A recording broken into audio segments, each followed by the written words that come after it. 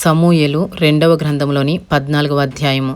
రాజు అబ్షాలోము మీద ప్రాణం పెట్టుకుని ఉన్నాడని సెరూయా కుమారుడైన యోవాబు గ్రహించి తెకోవా నుండి యుక్తిగల ఒక స్త్రీని పిలువనంపించి ఏడ్చుచున్న దానవైనట్టు నటించి దుఃఖవస్త్రములు ధరించుకుని తైలము పూసుకొనక బహుకాలము దుఃఖపడిన దానివలె నుండి నీవు రాజునద్దుకు వచ్చి ఈ ప్రకారము మనవి చేయవలనని వానికి బోధించెను. కాగా తెకోవా ఊరి స్త్రీ రాజునద్దుకు వచ్చి సాగిలపడి నమస్కారము చేసి, రాజా రక్షించుమనగా, రాజు నీకేమి కష్టం వచ్చినని అడిగెను. అందుకు ఆమె, నేను నిజముగా విధవరాలను, నా పెనిమిటి చనిపోయెను. నీ దాసీనైన నాకు 2 కుమారులు ఉండిరి. వారు పొలములో పెనుగులాడుచుండగా విడిపించువాడెవడునూ లేకపోయినందున వారిలో ఒకడు రెండవ దాన్ని కొట్టి చంపెను. కాబట్టి నా ఇంటి వారందరూ దాసీనైన నా మీదికి లేచి తన సహోదరిని చంపినవని అప్పగించుము.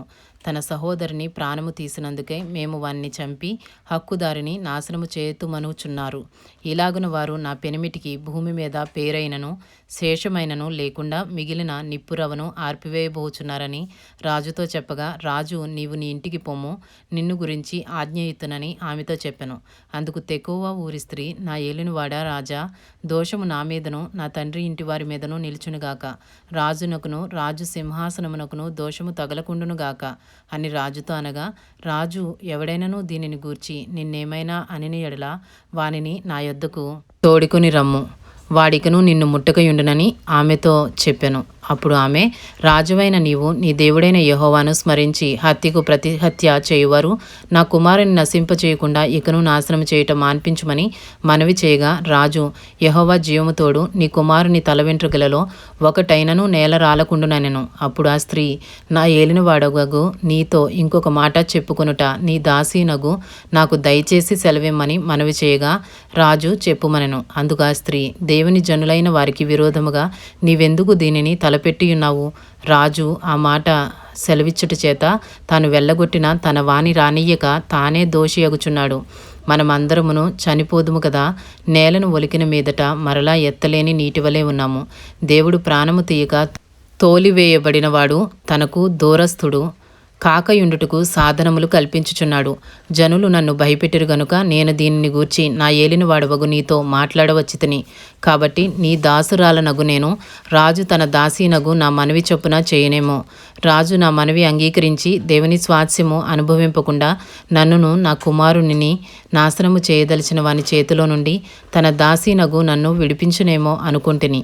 మరియు నీ దేవుడైన యెహోవా నీకు తోడైయున్నాడు గనుక నా ఏలిన వాడవును రాజువు నగు నీవు దేవుని దూత వంటి వాడవై మంచి చెడ్డలన్నీయు విచారింపచాలియున్నావు.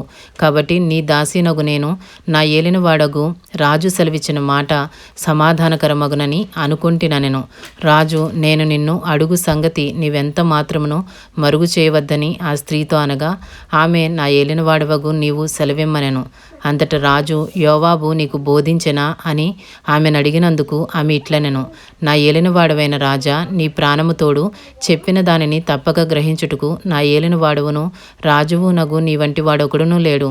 నీ సేవకుడగు యోవాబు నాకు బోధించి ఈ మాటలన్నిటినీ నీ దాసి నాకు నేర్పెను. సంగతిని రాజుతో మరుగు మాటలతో మనవి చేయుటకు నీ సేవకుడగు యోవాబు ఏర్పాటు చేసెను. ఈ లోకమందు సమస్తమును ఎరుగుటయందు నా ఏలినవాడవగు నీవు దేవదూతల జ్ఞానం వంటి జ్ఞానము గలవాడవు. అప్పుడు రాజు యోవాబుతో ఇలాగున సెలవిచ్చెను, ఆలకించుము, నీవు మనవి చేసిన దానిని నేను ఒప్పుకొనుచున్నాను. తరువాత యవనుడగు అబ్షాలోమును రప్పింపుమని అతడు సెలవీయగా, యోవాబు సాష్టాంగ నమస్కారము చేసి రాజును స్తుతించి, రాజువగు నీవు నీ దాసుడినైన నా మనవి అంగీకరించినందున నా ఏలినవాడవగు నీ వలన నేను అనుగ్రహము నొందితనని నాకు తెలుసునని చెప్పి లేచి గెషూరునకు పోయి అబ్షాలోమును యెరూషలేమునకు తోడుకొని వచ్చెను. అయితే రాజు అతడు నా దర్శనము చేయక తన ఇంటికి పోవలనని ఉత్తరవు చేయగా, అబ్షాలోము రాజదర్శనము చేయక తన ఇంటికి పోయెను. ఇశ్రాయేలీలందరిలో అబ్షాలోమంత సౌందర్యము గలవాడు ఒకడునూ లేడు. అరికాలు మొదలుకొని తల వరకు ఏ లోపమునూ అతని యందు లేకపోయెను. తన తల వెంట్రుకలు భారముగానున్నందున ఏటేటా అతడు వాటిని కత్తిరించుచూ వచ్చెను. కత్తిరించినప్పుడెల్లా వాటి ఎత్తు రాజు తూనికను బట్టి 200 తులములాయెను. అబ్షాలోమునకు 3 కుమారులను, తామారు అనునొక కుమార్తెయు పుట్టిరి. ఆమె బహు సౌందర్యవతి. అబ్షాలోము 2 నిండు సంవత్సరములు యెరూషలేములో నుండి రాజదర్శనము చేయకయుండగా యోవాబును రాజునద్దుకు పంపించుటకై పెట్టుకొనుటకై అబ్షాలోము అతన్ని పిలువనంపినప్పుడు యోవాబు రానొల్లకు ఉండెను. రెండవ మారు అతన్ని పిలువనంపినప్పుడు అతడు రానొల్లకు పోగా అబ్షాలోము తన పరివారిని పిలిచి, యోవాబు పొలము నా పొలము దగ్గరనున్నది కదా, దానిలో యవల చేలు ఉన్నవి, మీరు పోయి వాటిని తగులబెట్టుడని వారితో చెప్పెను. అబ్షాలోము పనివారు ఆ చేలు తగులబెట్టగా యోవాబు చూచి లేచి అబ్షాలోము ఇంటికి వచ్చి, నీ పనివారు నా చేలు తగులబెట్టిరేమని అడుగగా అబ్షాలోము యోవాబుతో ఇట్లనెను, గెషూరు నుండి నేను వచ్చిన ఫలమేమి? నేనచ్చటనే ఉండుట మేలని నీ ద్వారా రాజుతో చెప్పుకొనుటకై రాజునద్దుకు నిన్ను పంపవలెనని నేను నిన్ను పిలిచితిని.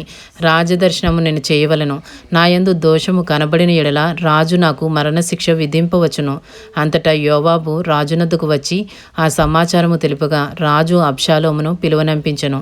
అతడు రాజునద్దుకు వచ్చి రాజసన్నిధిని సాష్టాంగ నమస్కారము చేయగా రాజు అబ్షాలోమును ముద్దు పెట్టుకొనెను. సమూయేలు 2వ గ్రంథములోని 14వ అధ్యాయము పూర్తి చేయబడినది.